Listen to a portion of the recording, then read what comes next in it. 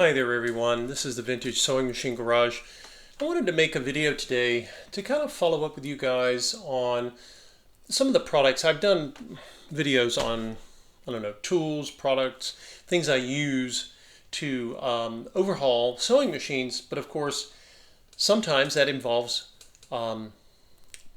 overhauling, restoring, or conserving, which I really like that term, sewing machine tables, and I've done videos on that topic and probably will again. I've never seen a sewing table that I could pass over. They're just so incredibly made, many of them. But it also includes sewing machine cases. And in this particular case, you are looking at a case that has been reconditioned, right, with two products. And you guys have seen these before. This is called, I think Howard is the name of the company. I bought these, I'm not sponsored by anybody. I bought these products at a antique store or vintage shop. You often see them. You can get them online, but I think if you just need them right away, you can just go into most antique stores sell these. And this product you've seen me use before, and this particular color is cherry, but they come in different colors. And I thought I would show this to you because this carry case, this beautiful bent wood Singer case, I did not sand it down. I did not strip it down. My clients are not interested in paying me to do that. That's very time intensive. And it also takes away something. Now, you could certainly make a case if one was so far gone that you needed to do something. But what did I do? This carry case looked just like this one. What is going on with this one? Well, it's very dry. And I'll talk about what it means for wood to be dry. It sounds a little odd. And the other thing you see here, this little crust, is what remains of the old lacquer. And, lacquer is gorgeous, but it doesn't last forever. Remember, some of these cases are, my Lord, they're like 75, 80 years old. And, sometimes they were loved and sometimes they were not by any number of owners. So what I did was, the first thing I did was I took an artist brush, which I don't have in my hand at the moment.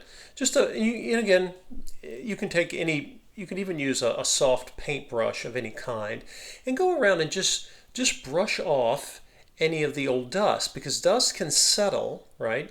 And dust attracts mold.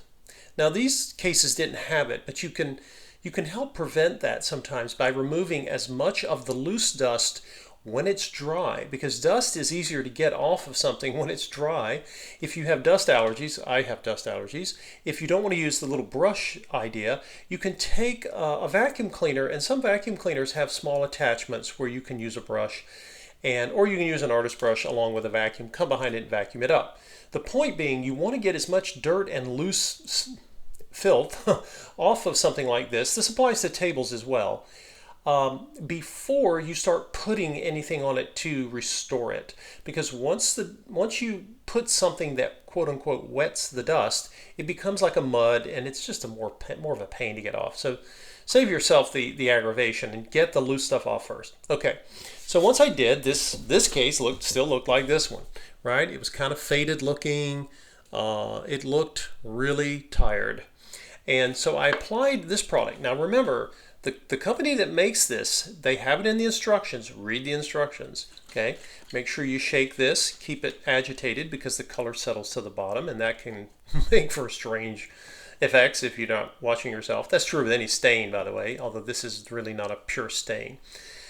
This, whatever is in this, is part stain, part solvent, part oil, and it basically, it's not unlike, we're in the wintertime now, right? So if it's really humid out, your skin will often look smoother and tighter.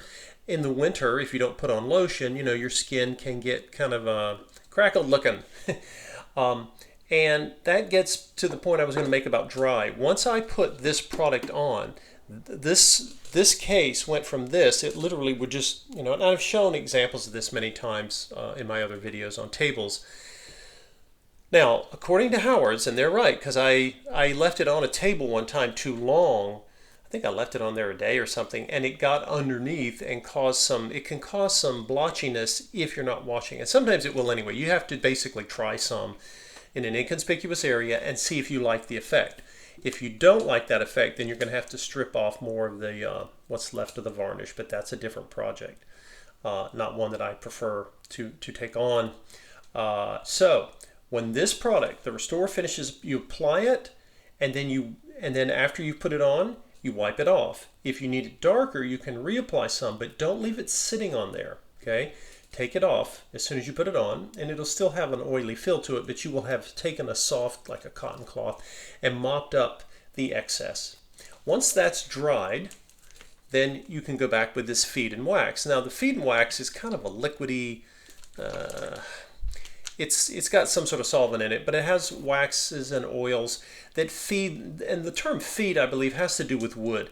Wood is made of cellulose, and we don't often think about it, but when wood is brand new, it has any number of compounds in it, including certain oils. Now, some woods have more oils than others, I guess the most famous being cedar. One of the reasons you can smell cedar, and it's often used as a way to freshen things like closets and old trunks, at least it used to be, was that cedar is a very aromatic wood. All woods have an aroma. Cedar has a very strong one because it has a lot of oil in it. And those oils also help cedar be in its natural and insect resistance ability. But the point being here is that all woods have oil content, or most of them. And as the wood ages, and we're talking about over long periods of time, the oils eventually dissipate, and wood can become very brittle, and actually it can split. Now these are veneers. These are beautiful veneers that were laid over a base, but you can see this one it's not just because it's not shiny, it literally is drying. And wood that gets very dry is very vulnerable to cracking and splitting. All you have to do is just barely look at it and it can crack on you. Nothing's guaranteed. You could probably crack this if you've worked really hard at it. The point being, just as with cracked and chapped skin, when you apply something like this product as your finished product, then what that does is it puts oil and wax into the wood itself again. Okay, it helps kind of give it. It restores, hopefully, some of that elasticity, or at least prevents it from getting any worse. So it's not just for looking pretty, it actually is useful for conserving, right? Restoring something and stabilizing it to give it a lot more life. So anyway, I've talked about these products before, but I can't remember if I've talked about them with cases. But the look that you get here, and you can see it in because I finally got some sunlight after the last few cloudy days, you can see it's like a sheen. It's like a soft satin sheen. It's not a high gloss thing. Lacquer originally would have been higher in gloss, but in order to fully do that, I don't care for polyurethanes. I don't like the way they look, and they're a real pain to repair. Finding lacquer is not easy, so I really try my best to conserve these as best as possible. I will talk about shellac more in an upcoming video because I still have that big giant necky sewing table that I've decided to hold on to. I've got to do something with the top of it. You guys are going to see me do something you rarely see me do because I do not enjoy it, which is I'm going to have to refinish part of that table because somebody was very disrespectful to it at some point in its life. But these old cases have survived the test of time, and this one will clean up just like this one will. So just wanted to show that to you guys. Again, you can see even a little bit of dust here. Make sure that the dust is all wiped off before you do this, right? It'll make your job easier and you'll have less of a mess. Thanks for watching, folks. Sometimes I think of the ideas for these videos when I actually had put this case right next to this one and was looking at it. I thought, oh, hey, maybe we should talk about that in a video. But anyway, thank you all for watching. If you have not subscribed to the channel, feel free to do so. There is no cost to do that. And you can even set it up with a little bell there, and it lets you know when a new video has been posted. Thank you all for watching, and we will see you next time.